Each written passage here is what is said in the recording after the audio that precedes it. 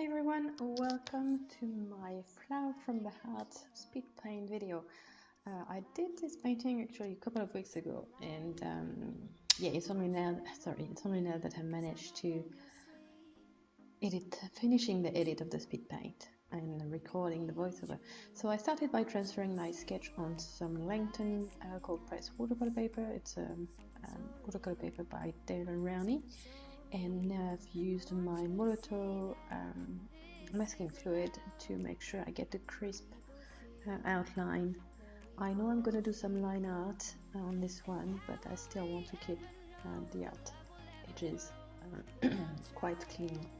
And I'm starting by wetting the paper and putting a wash of kind of a very yellowish green, very muted.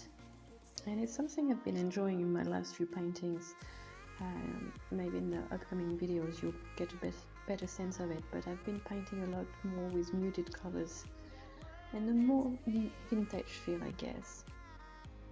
Now I'm starting with the shading, nothing really complicated or difficult or whatever. I'm just putting shading in the darkest places and taking it from there, trying to give shapes to the leaves and contrast where I can. So my idea is to have the bloom to be quite vibrant green, and the bottom of the heart will actually be almost black.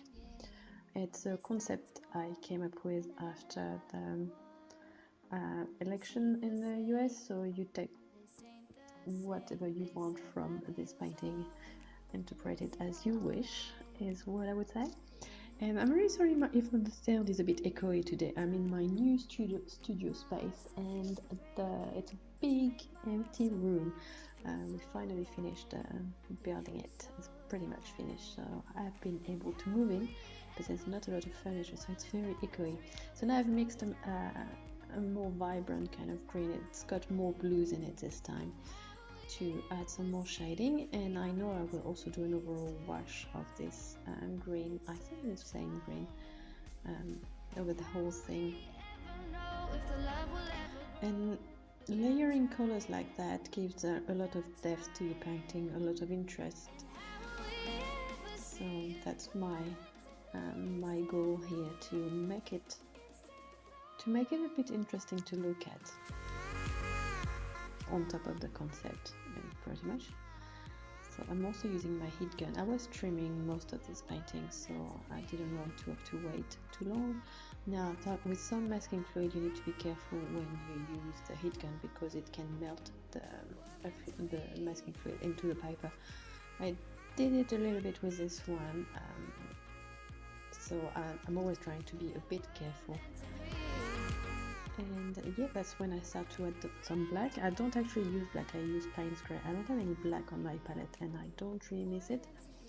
And here I was explaining glazes. That's when I'm going to do a glaze, I think, over the whole thing. Yeah.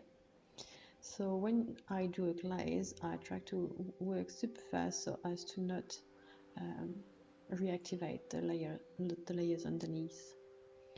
And then I add more shading, and I did that when it was still a bit wet, so it blended quite well. And now I'm removing the fluid. I use an eraser. It's a very crappy eraser, but it works fantastically for this purpose. Yeah, I really like using that, because I can't, I don't like rubbing it out with my fingers, this masking fluid, so yeah. Now I'm going to retransfer some details, because I've lost the fingers pretty much on the hands. So I'm going to retransfer that. And for the hands, I use a reference picture of my own hands. I took a very awkward picture of myself with my hands in this position. So yeah, it's always very awkward to take a picture of your own hands, especially when you want them at a certain angle. But it worked very well, and I'm really happy. And I've got a few more paintings with my hands as reference that will be coming very soon. One is already finished, and the other one is going to start. I'm going to start painting it tomorrow. So yeah, it should be coming soon. And I'm doing the shading. I think my first layer of painting. You just saw my intent how I was hoping to paint the fingers, because the fingers are not really round, they're more like rectangles. So yeah, fingers are not round, they're not cylinders, they're more a rectangle than that, so you kind of want to shade them almost like cubes, if that makes sense. Anyway, it made sense to me when I was shading that, and I'm really happy with how these hands turned out. It's not, yeah, I don't usually do just portion of the human body, so it was quite refreshing to do just that and to just focus on that, and to do it in a very illustrative style as well. Once I had the line art, it looks really like an illustration I would find in a book or something, which was really cool. It's always a nice feeling, isn't it? So more shading. I guess I'm the slowest painter in the world, but because I paint several layers, like a lot of layers to get to the contrast I need. I always start very light, but also I don't really keep highlights as such. I don't keep white highlights, I don't keep the paper, is what I want to say. I will bring back some highlights later with either gouache or gel pen or colored pencil, depending on the piece. So here I'm adding some more shading on the fingers to make them look like they're curling, like, you know, the middle phalange, the middle section of the finger is actually the closest to the viewer, so it should be more, it should be lighter than the tip and the base of the finger, so that was my goal here, and I think it's working well. It's giving it some life. And I'm retransferring the petals on the flower, and I'm gonna line that pretty much and give it a little bit of shading. So I'm using a size 0 paintbrush to do that. And I'm doing the nails, and I found it very difficult to actually paint the nails for some reason, but after a couple of tries we got there in the end. And I'm using the same pink as I've used in the flower, just a little bit more desaturated. And sometimes to desaturate a color, you just need to add the complementary colors. So for the pink, I just added a little touch of the green that I used for the heart. And it worked pretty well.